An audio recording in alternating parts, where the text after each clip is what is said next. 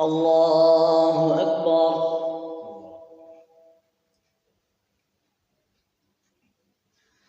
الحمد لله رب العالمين الرحمن الرحيم مالك يوم الدين إياك نعبد وإياك نستعين اهدنا الصراط المستقيم صراط الذين أنعمت عليهم غير المغضوب عليهم ولا الضالين.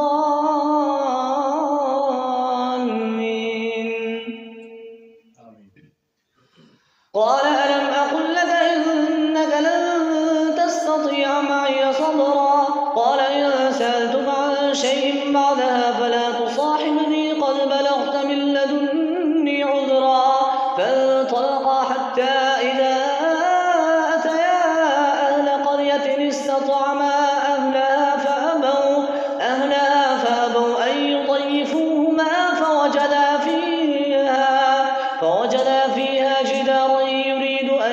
ينقض فأقامه قال لو شئت لاتخذت عليه أجرا قال هذا فراق بيني وبينك سأنبئك بتأويل ما لم تستطع عليه صبرا أما السفينة فكانت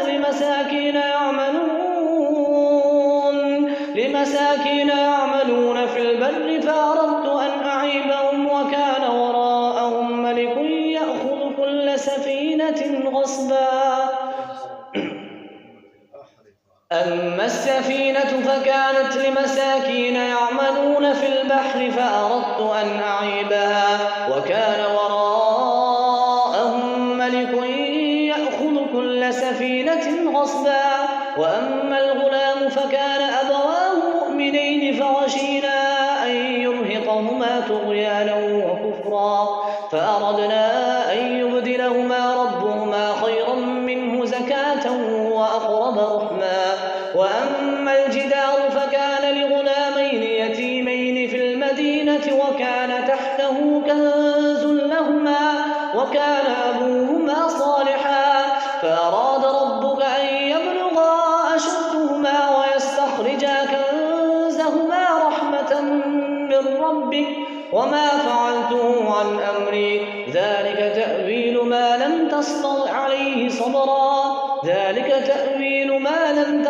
عليه صبرا ويسألونك عن ذي القرنين قل سأتلو عليكم منه ذكرا إنا مكنا له في الأرض وآتيناه من كل شيء سببا فأتبع سببا حتى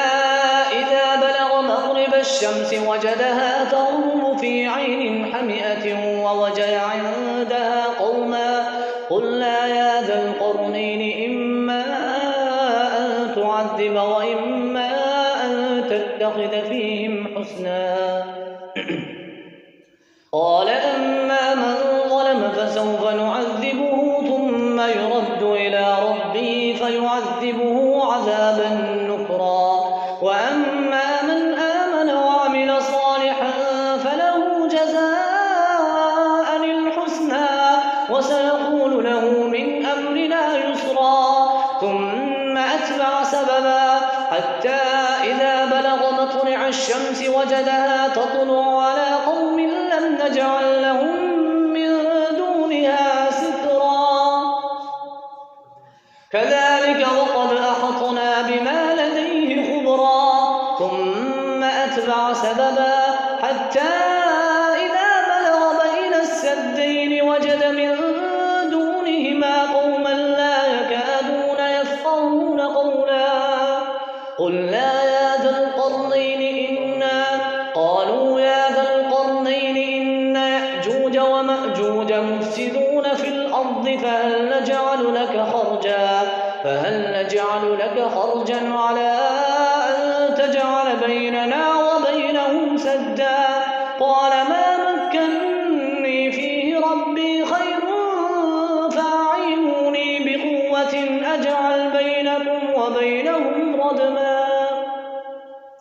آتوني زبر الحديد حتى إذا بلغ مطلع الشمس حتى إذا ساوى بين الصدفين قال انفخوا حتى إذا جعل